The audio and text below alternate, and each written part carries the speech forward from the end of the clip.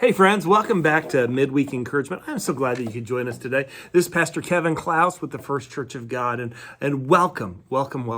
Hey, have you ever been to one of those events where it says there's a prize going to be given away, but there's one requirement, and that requirement is you must be present to win.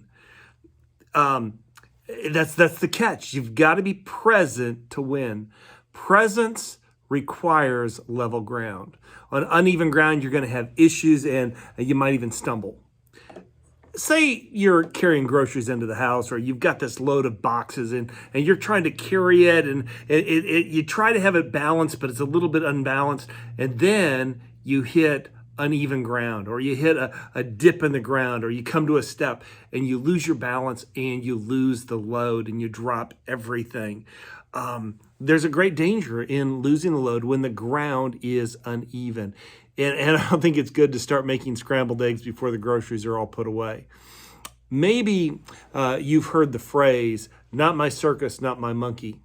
I think sometimes we take on things that we don't even need to mess with. One of my friends reminds me often, you got to stay in your own lane. These are great reminders to let go of the distractions of the past and the worries of the future and be engaged with those that are around us. I think of the parable Jesus taught about the Good Samaritan in Luke chapter 10, verse 30 through 36. It says, Jesus said, a man was going down from Jerusalem to Jericho when he was attacked by robbers. They stripped him of his clothes, beat him, and went away, leaving him half dead. A priest happened to be going down the same road, and when he saw the man, he passed by on the other side. So too a Levite, and when he had come to the place and saw him, pass by on the other side.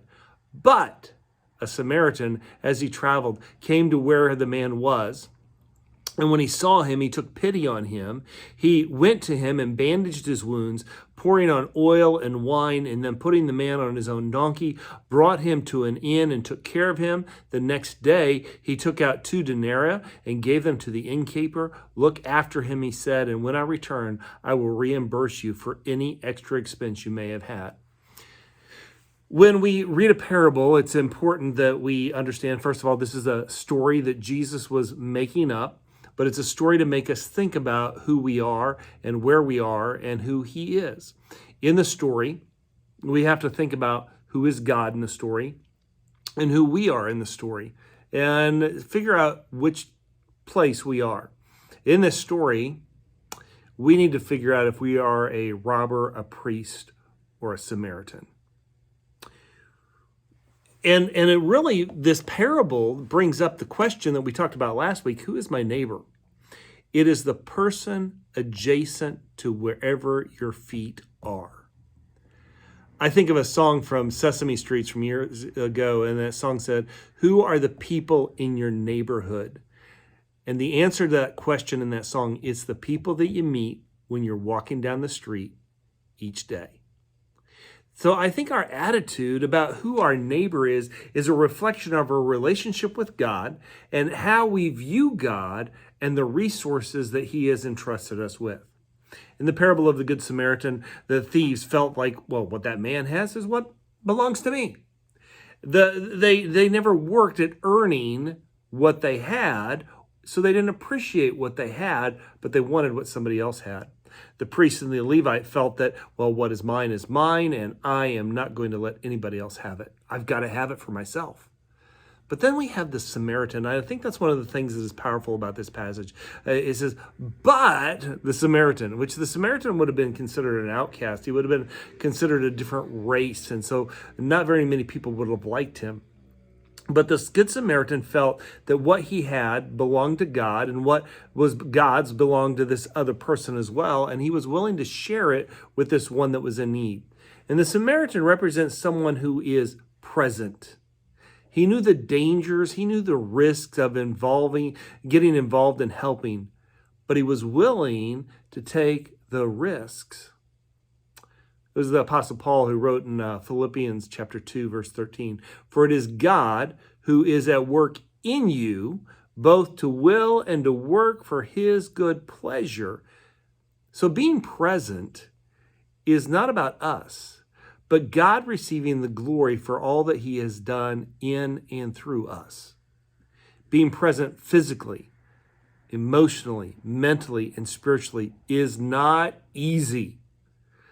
Something that we can do, though, is to sort through all that we do, because there are a number of things that we do that rob us of being present with our family and being present with our friends.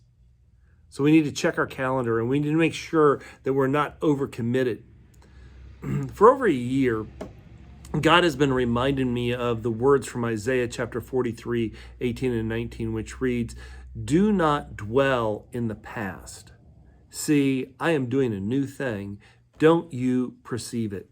And I believe what God the Father desires out of you and me is for us to sit and be present with him, not worrying about our agenda, not worrying about the things that we need to get done, not worrying about anything else, but sitting with him and asking him, what is the old that you desire I let go of? And what is the new thing you desire me to pursue?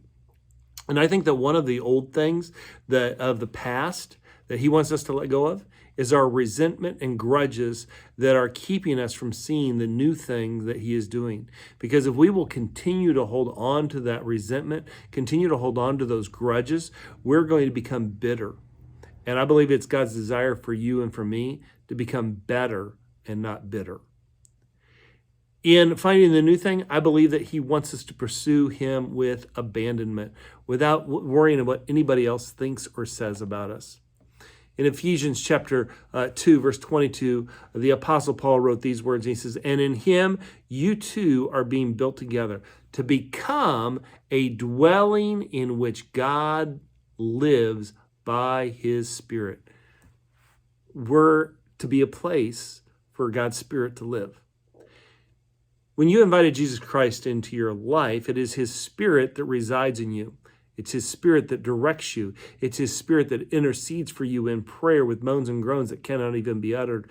And it is his Spirit that convicts you of sin that you are involved in.